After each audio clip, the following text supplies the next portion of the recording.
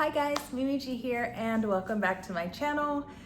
I know it's been a minute, but I just wanted to do a quick little update video and just chat with you guys. I miss you. There has been so much going on in the last couple of months, so a couple of quick updates though. The last video I did, I think it was the last video that I did, I talked about how I was crocheting and I was in the middle of making a bag. So I finished the bag. I don't think I showed you guys the finished bag since then. So this is the finished bag. I think I did such a good job. I really love it. The stitches are really beautiful and I've already taken her out and I love her. She's such a fun bag to make that I plan to make her again, but I think next time I'm gonna use like leather straps and I will create some kind of a lining. This is a cotton, so it doesn't stretch a whole lot, but with the weight of things in it, I can see how that would happen. So I think if I do like a cotton lining of sorts, that might help. But I love this bag. Great pattern, great sew along or crochet along video, I should say.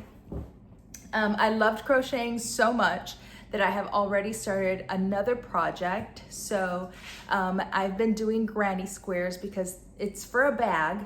Okay, I'm making another bag and it requires a lot of granny squares. So I have already made all of these. Okay, so here are my granny squares. And I have 7 of the white with the black, and I have to make 1 more of these. And then I believe I have to make 6 more of the black with the white. So they will sort of be like this on the bag. I'm not really sure, I haven't gotten that far. So I've just gotten to the part of like making the granny squares. And making granny squares is so fun, you guys. Like, how come nobody told me this?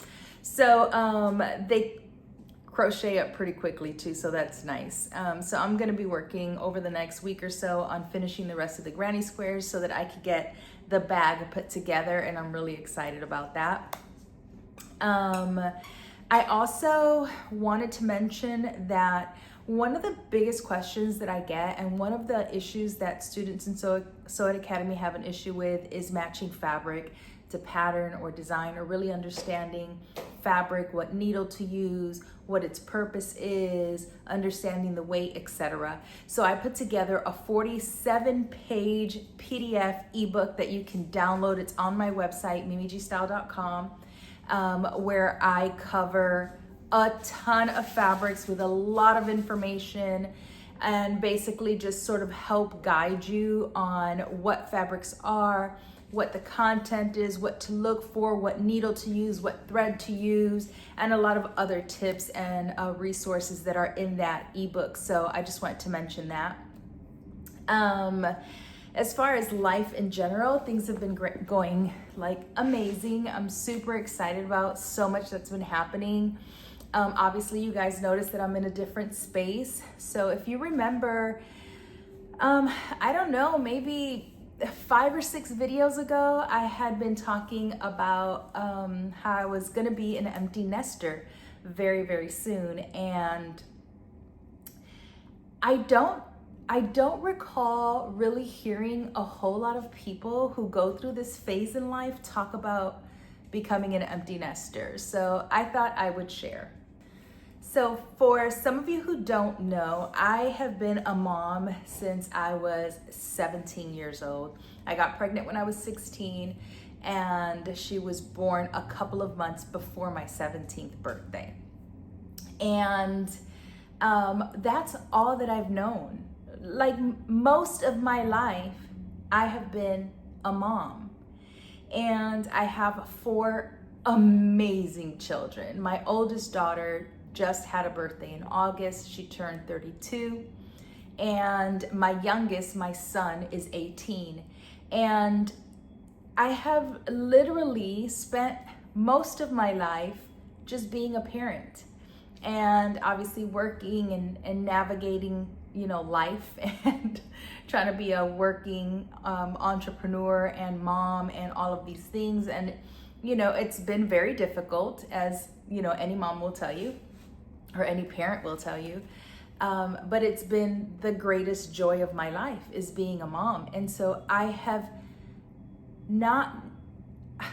haven't had adulthood, right? Or even like in my 20s or whatever, like as a single woman sort of living about life. I've always been a mom, and I've always had a lot of responsibility, and that's just what it's been. So all of a sudden I had just my two youngest, you know, my 22-year-old daughter and my 18-year-old son. And they are both very independent. And, you know, when they decided that they were going to move into their own spaces, I think initially I thought, oh, wow, you know, like I'm 48, I'm going to be 49 this year. Like, this is going to be my time to do all the things that I've wanted to do and maybe couldn't do or had, you know, limits because I was a mom. And it's going to be about me and all of these thoughts that I don't know if I was like trying to hype myself up about it. But it all felt really good at the moment, you know, at that time. And, you know, we all lived in a very big house. And when I bought the house initially, it made sense. You know, Mama G lived with us. We still had the two kids at home, and we had a huge work studio. It just made sense to have this like massive house. And then, you know, it was just me and Norris, and like the kids moved out, and I was like walking around this 6,000 square foot space, like what are we supposed to do now? Like, what? We don't need all this space. And because Norris works in the city, he works in the city of Atlanta.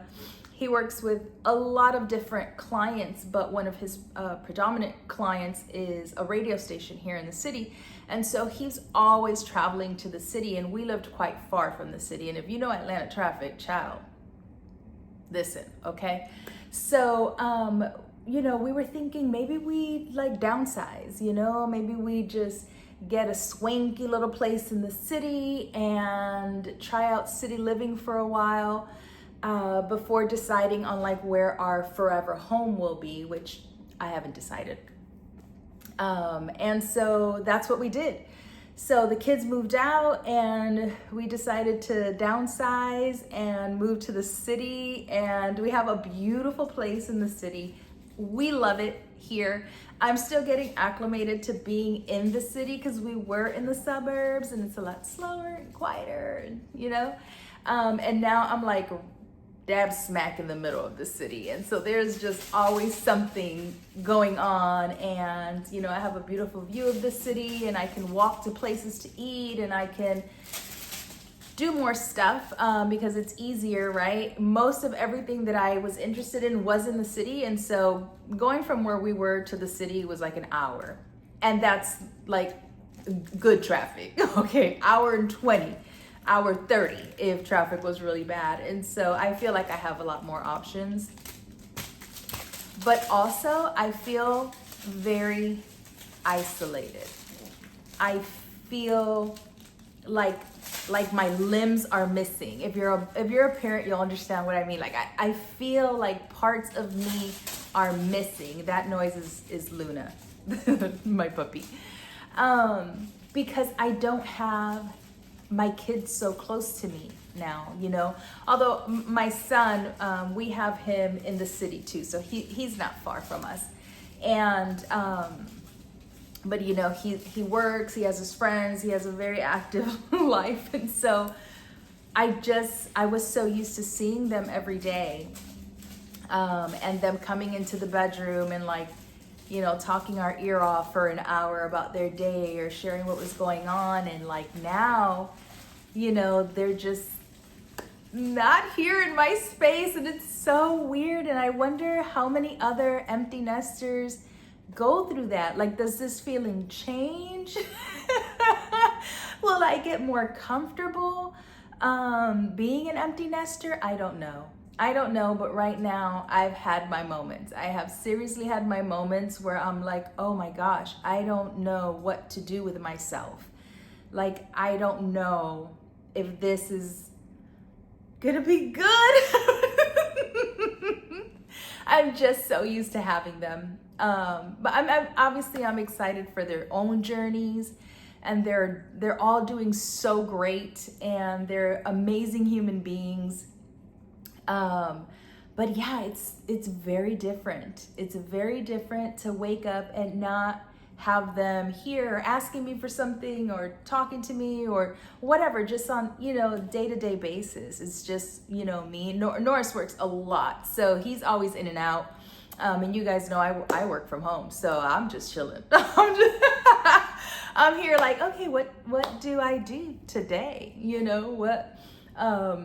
And so it's been great, but really weird, and definitely an adjustment period. So I would love to hear from empty nesters. Please, in the comments, share your experiences, share things that you might have done. I'm like, do I need more hobbies? Like, what do I do? What do I need right now?